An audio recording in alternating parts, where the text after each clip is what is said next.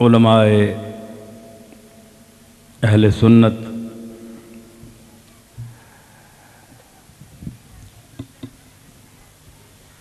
نزدیک و دور سے تشریف لائے ہوئے باذوق سامعین، ناقدین،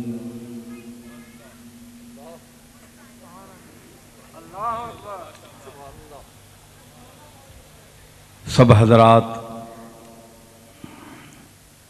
آج کوٹ نجیب اللہ میں حافظ صاحب علیہ رحمت کے عرس کی اس محفل میں آپ سب لوگ شریک ہیں۔ جیسا کہ میں نے پچھلے سال بھی گزارش کی تھی کہ ان تقریبات عرس کے انعقاد کا سبب، عرس منانے کی وجہ اولیاء اللہ صوفیاء امت کے حوالے سے قرآن اور سنت کی تعلیم کو عام کرنا ہوتا ہے۔ جیسا کہ میں اپنے تمام اور اکثر و بیشتر خطابات میں حسب موقع گزارش کرتا رہتا ہوں کہ مقصود بالذات نہ کوئی ولی ہے اور نہ کوئی ایسی ذات ہے جو مخلوق کے لباس میں آئی ہو، اسے ہم مقصود بالذات سمجھیں کہ ہمارا مقصد ہے کہ ہم پیر صاحب تک پہنچ جائیں، بس کافی ہے۔ گولڑے شریف والوں تک پہنچ جائیں، پیر میر علی شاہ صاحب تک پہنچ جائیں، داتا صاحب تک پہنچ جائیں، غریب نواز اجمیری تک پہنچ جائیں تو بس منزل ہمیں مل گئی۔ مقصد نہیں ہے، مقصود بالذات اللہ سے ملنا ہے، جو آپ کا، میرا، اولیاء اللہ کا، پیغمبروں کا، سب کا خالق اور مالک ہے۔ ہم ان لوگوں کی عزت و تکریم اس لیے کرتے ہیں کہ ان کا اللہ سے تعلق ہے۔ مقصود تو اللہ ہے۔ اللہ نے اپنی جلوہ گری کے لیے، اپنی عرفان کے لیے، اپنی ذات و صفات کے یعنی عرفان اور سمجھانے کے لیے، مخلوق کو آشنا کرنے کے لیے اس کائنات کو پیدا فرمایا۔ مقصود بالذات ہم نہیں ہیں کہ ہمیں اللہ پیدا کر کے ہماری کوئی شہرت چاہتا ہے کہ ہمیں کوئی پہچانے۔ ہم کیا ہیں؟ ہم تو ایک نقش ہیں۔ قلم کی مرضی ہے نقش لکھے نہ لکھے۔ نقش محتاج ہوتا ہے قلم کا، قلم نقش کا محتاج نہیں ہے۔ اگر نقش کیا ہے، الف بے تے، یہ نقش ہیں۔ قلم کی مرضی ہے نقش لکھے نہ لکھے۔ تو اللہ کی ذات جو ہے وہ خالق کی ہے، خالق کی مرضی ہے مخلوق کو پیدا کرے نہ کرے۔ تو اس کی مرضی ہے، اس کی عنایت ہے کہ اس نے ہمیں عدم کے پردے سے وجود کے اس سکرین پر ہمیں لایا۔ ہم کچھ نہیں تھے، ہمیں بہت کچھ بنایا۔ ہم کنگال تھے، ہم فقیر تھے، ہم منگتے تھے، ہم محتاج تھے، ہم بھکاری تھے، ہم سائل تھے، ہمیں غنی کیا۔ اپنی بندگی کا تاج ہمارے سروں پر سجایا۔ آج ہم بت پرست ہوتے، کہیں جھک رہے ہوتے، کہیں بتوں سے بھیک مانگ رہے ہوتے، کہیں اپنے ضمیر کو کچل کر کہ ہمیں ضمیر بھی ملامت کرتا کہ کمبختو اپنے ہاتھوں سے بنا کر ان بتوں کے سامنے تم جھک رہے۔ کملی والے کا سہارا دیا، کملی والے جیسا نبی عطا فرمایا، اور آپ کی تعلیمات مقدسہ سے ہمیں اس منزل کی طرف روانہ کیا، اپنا خود کو مسجود بنایا، ہمیں ساجد بنایا، خود کو معبود بنایا، ہمیں عابد بنایا۔ تو یہ کتنا شرف ہے امت مسلمہ کے لیے، بالخصوص وہ امتیں جو تمام نبیوں کے دوروں میں ادوار میں گزری ہیں، ان کو ایک ایک نبی، ایک ایک پیغام، مصحف، کتابیں عطا فرمائیں، اور ہمیں جامع کتاب قرآن مجید کی شکل میں عطا فرمائی۔ تو معزز سامعین، میں کچھ باتیں ایسی بھی کر جاتا ہوں کہ جو میرے ماحول کو، یعنی پیر حضرات کو اچھی نہیں لگتی۔ وہ کہتے ہیں یہ اپنی دکانوں کو خراب کرتا ہے، یہ وہابیوں کی باتیں کرتا ہے جی، یہ اپنی دکانیں خراب کرتا ہے، اچھے بھلے لوگ ہمیں نذرانے دیتے ہیں، پیسے دیتے ہیں، ہاتھ چومتے ہیں، سارا کچھ کرتے ہیں، ہمارے ساتھ پوری پوجا پاٹ ہوتی ہے جی، تو یہ پوجا پاٹ ختم کرا دیتا ہے۔ پوجا پاٹ دیکھو نا، میں بھی پیر ہوں، اللہ کے فضل، پیروں سے تعلق تو ہے نا میرا، تو اگر یہ کوئی ایسی بات ہو جی، مجھے بھی تو ڈر ہوتا کہ میں خود ایسی باتیں کر رہا ہوں، تو آپ مجھے بتائیں، میرے ہاتھ چومنا آج تک کسی نے نہیں چھوڑے، حالانکہ میں چاہتا ہوں، مجھے اس کا شوق نہیں ہوتا، لیکن میں لوگوں کو منع کرتا ہوں، چھڑاتا ہوں جان، پھر بھی میرے ساتھ وہی سلوک ہوتا ہے، اس سے بڑھ کر ہوتا ہے۔ تو خدا را پیر حضرات کو یہ سمجھ آ جائے اگر بات، کہ اگر آپ سچا راستہ بتائیں گے، لوگوں کو یہ نہیں بتائیں گے کہ ہم آپ کی منزل ہیں، آپ ہم تک پہنچ جائیں، بس جی پہنچ گئے، آگے جانے کی ضرورت ہی نہیں ہے، اللہ بھی یہی ہے، رسول بھی یہی ہے، یہ غلط بات ہے۔ آپ اگر آگے بھیجنے کے قابل ہیں،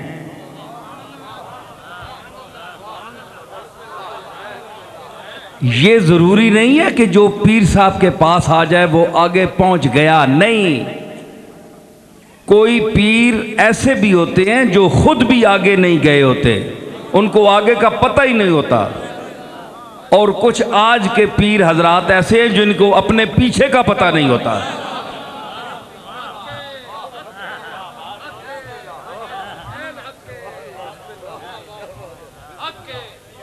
نہ مدعی لوگ جو دعویٰ کرتے ہیں ان کو آگے کا پتہ نہیں ہے کہ اللہ کدھر ہے، اللہ کا راستہ کیا ہے، اللہ کے عرفان کی منزل کیا ہے۔ ایک دکانداری بنائی ہوئی ہے انہوں نے، لوٹ رہے ہیں لوگوں کو، اور لوگ لوٹے جا رہے ہیں۔ جو اللہ رسول کی طرف بلاتی ہیں جماعتیں بھی آج کل بہت ہیں نا، ان کا کیا علاج ہے؟ 10 لاکھ تو جماعت ہے، 10,000 مسلک ہیں، انسان کرے تو کیا کرے؟ بھائی مسلک ایک ہی ہے پرانا، مسلک اہل سنت، بس، اور کوئی مسلک نہیں ہے۔ میں بڑے پتے کی بات کہہ رہا ہوں، میں آج کل کے پرانے اہل سنت سے نہیں، آج کل کے بعض ان کی باتیں دیکھ کر میرا دل چاہتا ہے کہ میں اس مسلک کو چھوڑ دوں، لیکن میں افسوس سے کہتا ہوں کہ جتنے مسلک اہل سنت کے مسلک کے علاوہ ہیں ان میں کچھ بھی نہیں ہے۔ اگر ان میں کچھ ہوتا تو کم از کم میں جرأت رکھتا ہوں میں کوئی اور مسلک اختیار کر لیتا۔ جو کچھ بھی ہے پرانا پیٹا پاٹا جیسا بھی ہے، اسی کو اپناؤ، یہی رسول اللہ کی سنت کے قریب ہے، اس میں حضور کی نسبت بھی ہے، محبت بھی ہے، صحابہ کا احترام بھی ہے، اہل بیت کی مودت بھی ہے، اولیاء اللہ سے نسبت بھی ہے، تمام چیزیں موجود ہیں۔ ہاں یہ ہمارا استعمال اپنا ہے کہ ہم اسے استعمال کس طرح کرتے ہیں۔ حد سے بڑھ کر کرتے ہیں یا حد سے گرا کر کرتے ہیں. تو یہ ہمارا اپنا یہ عیب ہم میں ہے کہ ہم آج اس مسلک کو سنبھال نہیں سکے. ہمیں جس خوبی اور طاقت کے ساتھ اولیاء اللہ نے، علماء امت نے، علماء خیر نے ہمیں عطا کیا تھا، ہم اس کو اپنا نہیں سکے. اسی لیے آج اہل سنت پر بھی مخالفین کی انگلیاں اٹھتی ہیں. کیوں اٹھتی ہیں؟ یہ مسلک کا اس میں کوئی قصور نہیں ہے، یہ ہمارا قصور ہے. ہم جو مسلک کے مدعی ہیں ہمارا قصور ہے. ہم نے اس کو افراط و تفرید کا شکار کر دیا، یا بڑھا دیا یا گھٹا دیا، یا تو اتنا اونچا بڑھایا کہ خدا کے ساتھ بٹھا دیا، یہ بھی کفر ہے. اور یا اتنا گرایا کہ جناب بالکل ہی اس کو مٹی کے نیچے تحت و سرا تک پہنچا دیا. جن کے عزت کرنی تھی ہم نے ان کی عزت نہ کی، اور جن کو عزت اتنی نہیں دینی چاہیے ان کو معزز بنا دیا. تو یہ دنیا جو ہے، اس چیز کو آپ سمجھیں، یہ عجیب دور ہے، اس میں افراط و تفریط ہے. ہمیں چاہیے کہ ہم افراط و تفریط کو چھوڑ کر اعتدال کے طریقوں کو اختیار کریں. بعض لوگ کہتے ہیں جناب کہ آپ بعض جگہ دیوبندیوں کو اچھا نہیں کہتے، بعض دفعہ شیعہ کو، بعض دفعہ اہل سنت کو. آپ کسی مسلک کے، اپنا بھی آپ کا کوئی مسلک ہے کہ نہیں؟ مجھ پر لوگ کہتے ہیں. میں نے کہا تم بتاؤ قرآن شریف کا کوئی مسلک ہے؟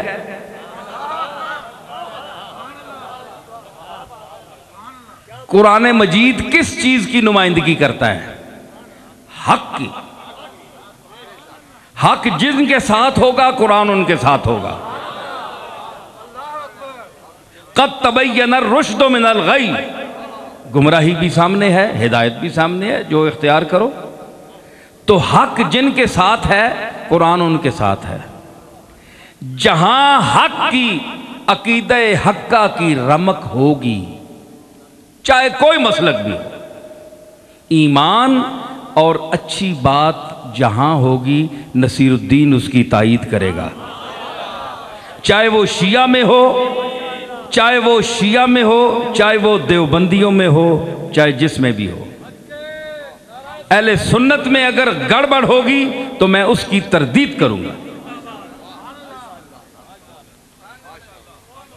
تو میرا کسی کے ساتھ کوئی یہ نہیں ہے، یہ تو دین اللہ کا ہے، میرا یا آپ کا نہیں ہے. ہماری کیا جرت کہ ہم اس میں تبدیلی کریں؟ ہم تو جو اپنی سمجھ ہے اس کے مطابق ہم نے بیان کرنے کا ہمیں حکم ہے، اجازت ہے کہ ایک صحیح طریقہ بتائیں.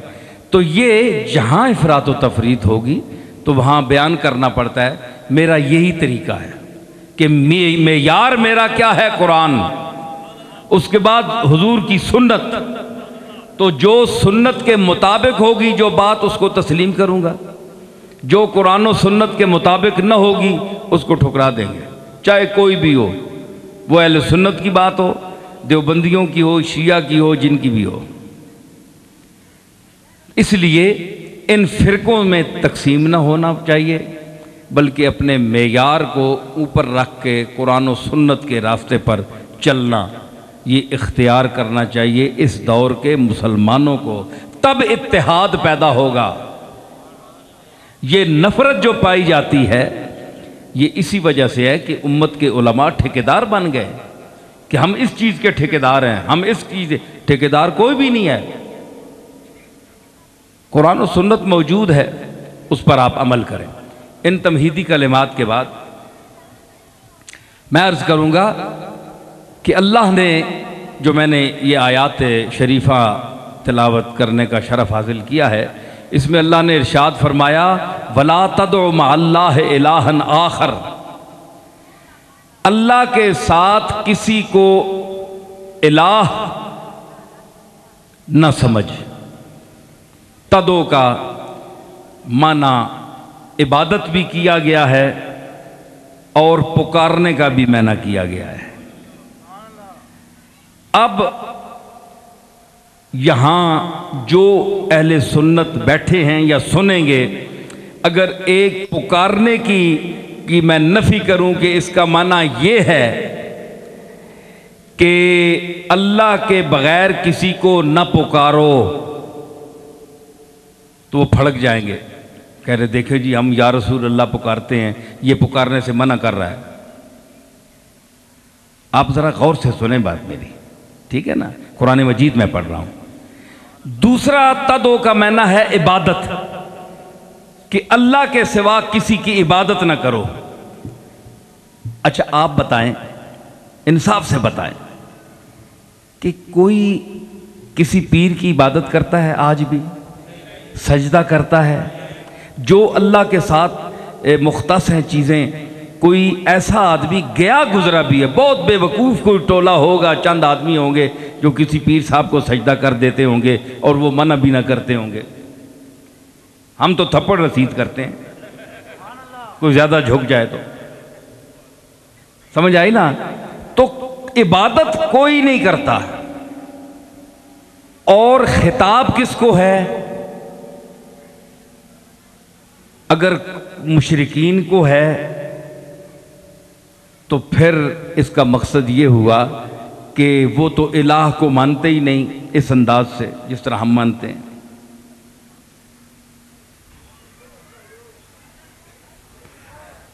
تو اگر اس طرح نہیں مانتے تو پھر ان کو خطاب کا مقصد کیا ہے؟ مطلق مخاطب کون ہے؟ تو مسلمان بھی ہو سکتا ہے اور جو مسلمان نہیں ہے اس کو تعلیم دینے کی حیثیت سے، چاہے وہ کسی ملت و مذہب سے تعلق رکھتا ہو، اگر وہ دور کھڑے ہو کر دیکھ رہا ہو ہندو ہے اور وہ دیکھ رہا ہے قرآن کو، تو قرآن اسے یہ کہہ رہا ہے وَلَا تَدْعُ مَعَ اللَّهِ إِلَٰهًا آخَرَ۔ تو اگرچہ ہندو ہے لیکن اگر میری طرف آنا چاہتا ہے تو اللہ کے سوا کسی کی عبادت نہ کر، کیونکہ وہ جھکتا ہے، بت کے آگے سجدہ دیتا ہے، اس لیے وہاں تدعو کا معنی ہوگا عبادت کرنا۔ اور جہاں پکارنے کا معنی ہو تو پکارنا کیا ہے؟ آپ یہ دیکھیں کہ کیا حضور علیہ الصلوۃ والسلام کے زمانے میں صحابہ یا کوئی پیغمبر، کوئی صحابی پکارتا تھا؟ رسول اللہ کو پکارتا تھا؟ جتنے پہلے نبی گزرے ہیں ان کو کوئی پکارتا تھا؟ یا ابراہیم میری مدد کر، فلاں صاحب میری مدد کرو، اے عیسیٰ میری مدد کرو، پکار کر جس طرح ہم کہتے ہیں، کیا رسول اللہ کے زمانے اقدس میں یہ معمول تھا؟ جس طرح آج ہم نے یہ معمول بنا رکھا ہے، تو کیا حضور کے دور میں یہ تھا؟ آپ کو نہیں ملے گا، آپ کو یہ انداز نہیں ملے گا۔ تو تدعو کا معنی پکارنا ہے ہی نہیں، جس طرح کہ ہمارے حضرات دیوبندی حضرات نے ترجمہ کیا ہے، میں ان کا احترام کرتا ہوں، عالم لوگ ہیں، سمجھدار ہیں، لیکن میں ان سے گزارش کروں گا کہ تدعو کا معنی یہاں پکارنا نہیں ہو سکتا۔ کیوں؟ میں کوئی حمایت نہیں کر رہا ہے اہل سنت کی، آپ مجھے بتائیں کہ مخاطبین اول صحابہ ہیں، تو اللہ منع اس وقت کرتا کہ جب رسول اللہ کے سامنے وہ پکارتے۔ آپ پکارنا ثابت کر دیں، آپ پکارنا ثابت کر دیں کہ صحابہ پکارتے تھے، تو اللہ نے اسے منع کیا وَلَا تَدْعُ مَعَ اللَّهِ إِلَٰهًا آخَرَ، اور صحابیوں اللہ کے سوا کسی کو نہ پکارا کرو۔ بھئی اللہ اس کو منع کر دے، جب وہ پکارتے ہی نہیں تھے تو تدعو کا معنی یہاں پکارنا ہے ہی نہیں۔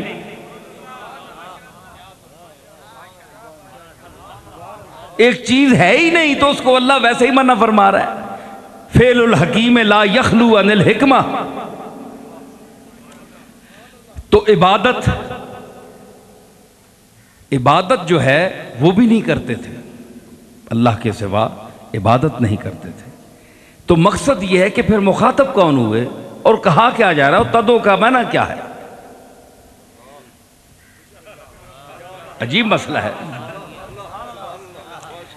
تو مطلب یہ ہے کہ اس کا مختصر معنی یہ نکلا کہ اے انسان، یہ فرقوں سے اوپر ہو کر بات ہے۔ اللہ نے کسی فرقے کو مخاطب نہیں کیا، اللہ فرما رہا ہے کہ وَلَا تَدْعُ مَعَ اللَّهِ إِلَٰهًا آخر، مستقل طور پر جس طرح تجھ پر لازم ہے کہ اللہ تعالیٰ کو مختار، نافع، زار، مالک، قادر، حاکم سب کچھ تسلیم کرتا ہے، اسی طرح تو کسی کو بندے کو مستقل ایسا سمجھے۔ اگر ایسا سمجھے گا تو دائرہ اسلام سے خارج ہو جائے گا۔ مستقل نافع و زار مالک صرف وہ ہے، لا شریک لہ لا الہ الا ہو۔ آگے اس کی تشریح فرما دی، وَلَا تَدْعُ مَعَ اللَّهِ إِلَٰهًا آخر، کوئی الہ۔ الہ یاد رکھیں جب مطلق آئے تو اس کا معنی بت میں آتا ہے، اور جب مضاف مضاف الیہ ہو، منصوب ہو، موصوف ہو، تو پھر کسی کے ساتھ نسبت آ جائے تو اس سے مراد اللہ ہوتی ہے۔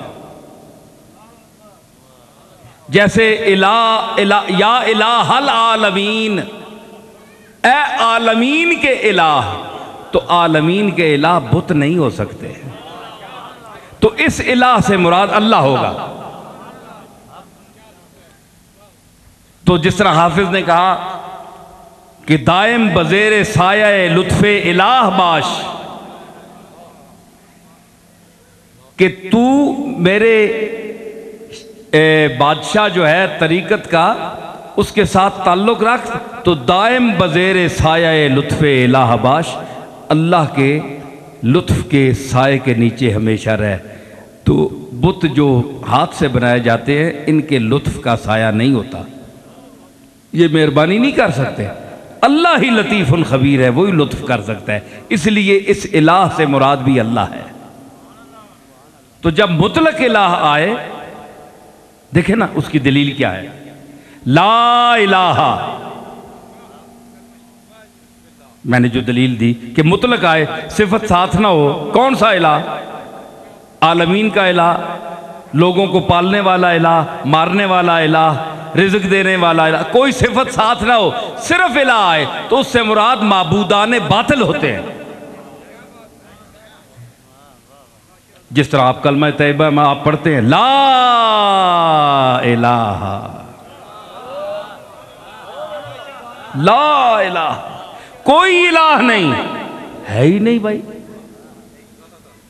تو نفی اللہ کس کی کر رہا ہے؟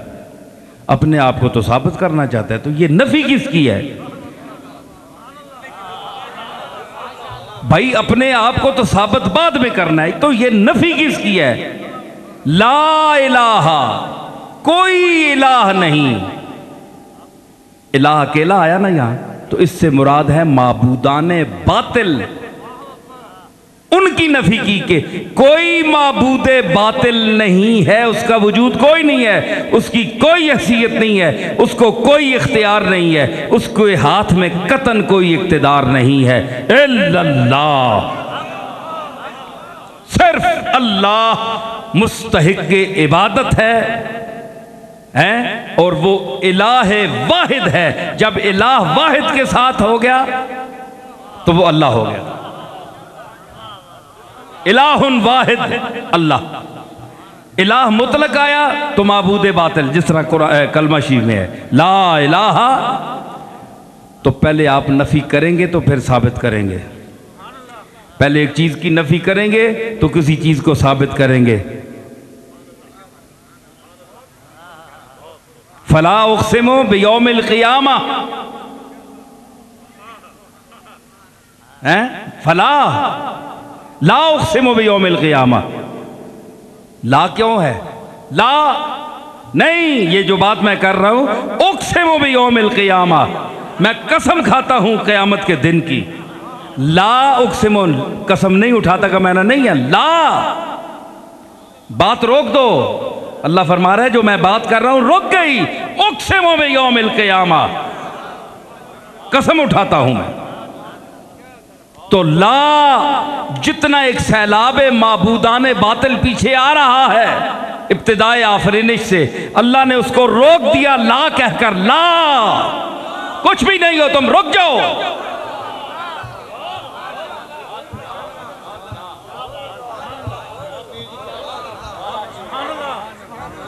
آدم علیہ السلام اور جب سے انسان ہیں، جن جن چیزوں کی پرستش کر رہے ہیں، ذہنی طور پر، جسمانی طور پر، عقلی طور پر، نگاہ کی حیثیت سے، جس حیثیت سے بھی کسی کو معبود سمجھ رہے ہیں کہ مجھے یہ چیز نفع دیتی ہے، مجھے یہ آدمی نفع دیتا ہے، میں تو یہاں سے مانگوں گا، میں یہاں سے مانگوں گا، مجھے تو یہ دے گا، مجھے تو فلاں صاحب دیں گے، فرمایا لا، کچھ بھی نہیں ہے یہ، لا الہ، یہ جو بت تو نے اپنے ذہن میں پار رکھے ہیں یہ کچھ بھی نہیں ہے، الا اللہ، صرف میں ہوں۔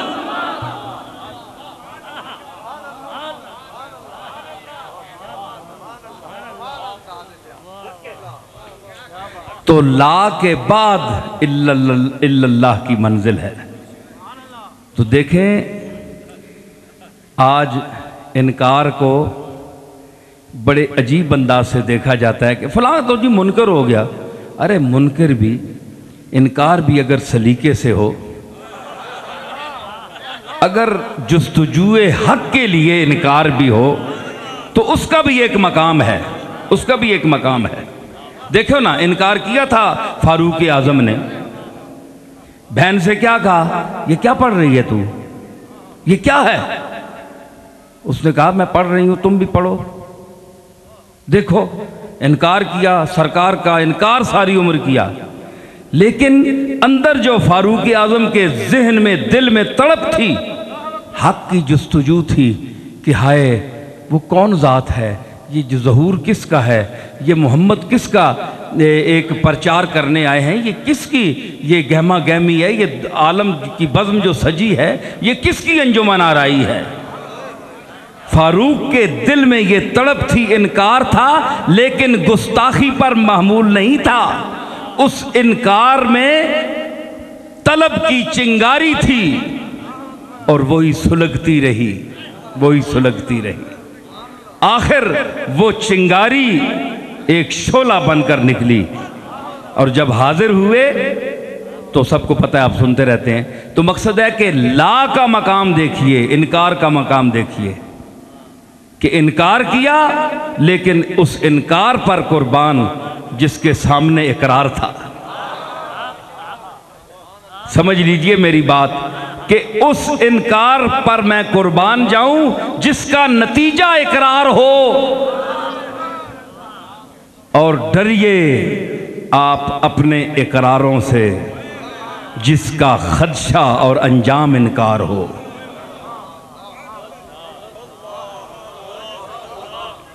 میں آپ بڑے مسلمان بنے بیٹھے ہیں، بڑی بڑی چیزوں کا اقرار کر رہے ہیں، لیکن ڈریے اس وقت سے۔ حضرت پیران پیر غوث پاک نے فرمایا تھا کہ انجام پر نتائج ہوتے ہیں، نتیجہ انجام پر ہوتا ہے کہ اس کا انجام کیسے ہوا۔ حدیث میں بھی آتا ہے ساری عمر نیکی کرتا ہے، آخر ایک کام ہوتا ہے جہنم میں چلا جاتا ہے، ساری عمر گناہ کرتا ہے، بدکار ہوتا ہے، ایسا کام ہوتا ہے سیدھا جنت میں چلا جاتا ہے۔ تو انجام سے ڈریے، ہمارے اقرار پہ آپ، اپنے اقراروں پر آپ فخر نہ کیجئے، نہ کوئی پیر صاحب، نہ کوئی علامہ صاحب، نہ کوئی لیڈر صاحب۔ ڈریں اس وقت سے کہ کوئی لغزش ہو جائے اور نتیجہ انکار ہو جائے تو پھر ساری عمر کے اس اقرار کا کیا فائدہ۔ اور پھر اچھے رہے نا فاروق اعظم کہ ساری عمر انکار کرتے رہے لیکن اس کا نتیجہ اقرار نکلا، اور اقرار چہرہ مصطفیٰ نکلا۔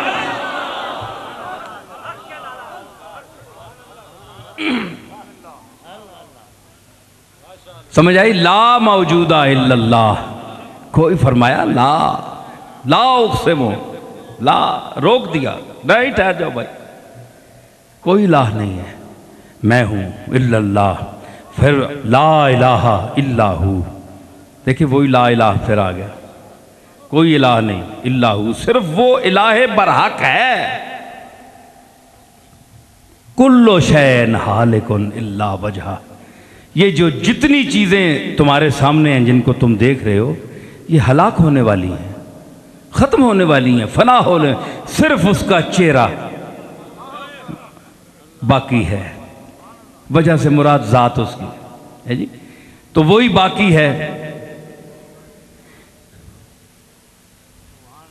اس پر مجھے اپنی ایک ربائی یاد آئی حالق پر، رہنا ہے اسی کو ما سوا حالک ہے، رہنا ہے اسی کو، کل شین حالک ان کا، رہنا ہے اسی کو ما سوا حالک ہے، یہ راز عیاں ہے اس پہ جو سالک ہے، یہ راز عیاں ہے اس پہ جو سالک ہے، آغاز تھا میرے بس میں سو میں نے کیا، آغاز تھا میرے بس میں سو میں نے کیا، انجام کا غم نہیں خدا مالک ہے۔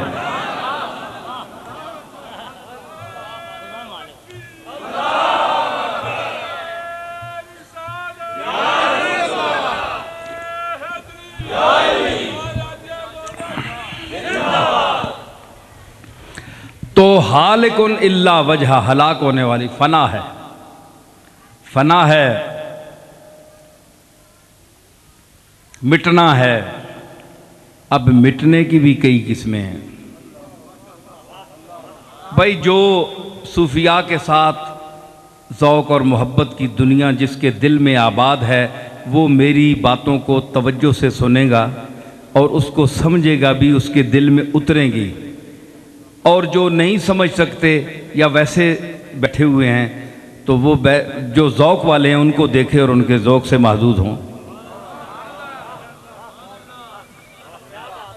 اے موبائل بند کر چھوڑو، میں کنٹیاں سنن تے نہ آیا اتھے بھی رابطے تو سنے قائم ہیں۔